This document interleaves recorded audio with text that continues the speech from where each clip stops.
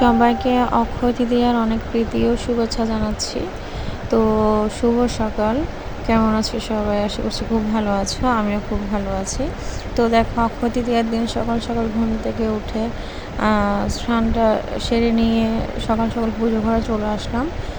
বর কালকে অফিস থেকে আসার সময় মিষ্টি নিয়ে এসেছিলো, তো মিষ্টি দিয়ে প্রথমে ভোগ লাগিয়ে দিলাম। তো তারপরে দুপুরে ভোগ লাগিয়েছিলাম খিচুড়ি, মানে মহাপ্রসাদ, সাথে হচ্ছে 5 রকমের ভাজি, এগুলো করে ভোগ লাগিয়েছিলাম। ওটা তাড়াহুড়োর মধ্যে করেছিলাম, তো আর শ্যুট করা হয়নি। তারপর এটা একদম সোজা রাতে চলে আসছি। রাতে আবার রান্না করতে হয়েছে, কারণ দুপুরে আমরা সবাই মহাপ্রসাদ খেয়েছিলাম। এখন সয়াবিন দিয়ে আলু দিয়ে রান্না করেছি, আর হচ্ছে একটা 5 মিশালি ভাজি, আর আমার শাশুড়ির জন্য অল্প করে আলু ভর্তা। আর আমার মেয়ে দেখো, তার বায়না হচ্ছে সে আম খাবে। তো এটা হচ্ছে তার পরের দিন। আমরা টানা 2 দিন নিরামিষ খেয়েছি, তো ভাবলাম যে আজকে একটু বিরিয়ানি খাই। তো সকাল টাইমে শ্যুট করে নিই। সকাল টাইমে মাছ রান্না করেছিলাম। আমার শাশুড়ি মা তো মাছ খাবে, মাংস খাবে না। তো এটা হচ্ছে রাতে আমার মেয়ে টিচার আসছে, ও পড়ছে, আর আমি সেই ফাঁকে ভাবছি কাটা কুটাগুলো করে ফেলি। তো তার জন্য তাড়াহুড়ো করে এই মুরগিটা বের করলাম, কারণ এটা কাটতে হবে। তো তার সাথে পেঁয়াজ, আদা, রসুন তো এগুলো আছে। তো বিরিয়ানির প্রস্তুতি নিচ্ছি, এখন বিরিয়ানি রান্না করব। তো রান্না করার প্রসেসটা মনে করেছিলাম তোমাদের সাথে শেয়ার করব, বাট পারিনি, কারণ মেয়েটা তো তাল করে, মানে ওর টিচার যাওয়ার পর থেকে শুরু হয় আমার সাথে বায়না, একটার পর একটা।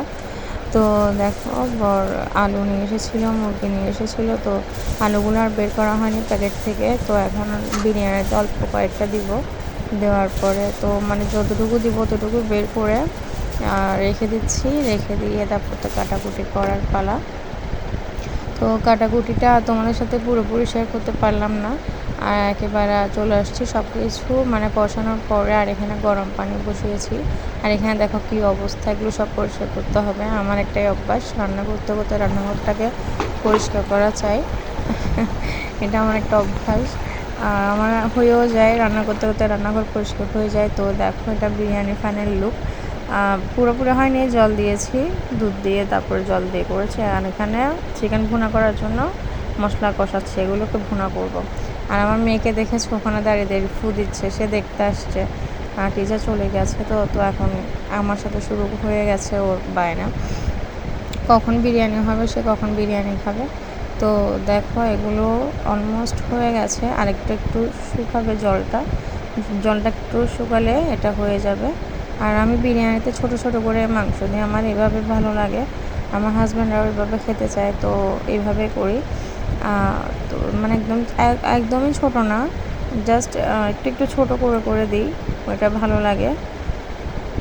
তো দেখো, এখানে মাংসটা ভুনা হচ্ছে, এটা একটু হবে, এখনও অনেকটা টানবে ঝোলটা। তো এটাকে আপাতত নামিয়ে রেখে মায়ের জন্য ভাত রান্না করতে হবে। মার জন্য মাছের তরকারি আছে, তারপর হচ্ছে ডাল আছে, আর ভাজি আছে। তো মা এগুলো দিয়ে খাবে, মা যেহেতু মুরগি খাবে না। তো বিরিয়ানির ফাইনাল লুক তো তোমাদের দেখিয়ে দিলাম, কেমন লাগলো জানাবে। টাটা, ভালো থাকবে সবাই।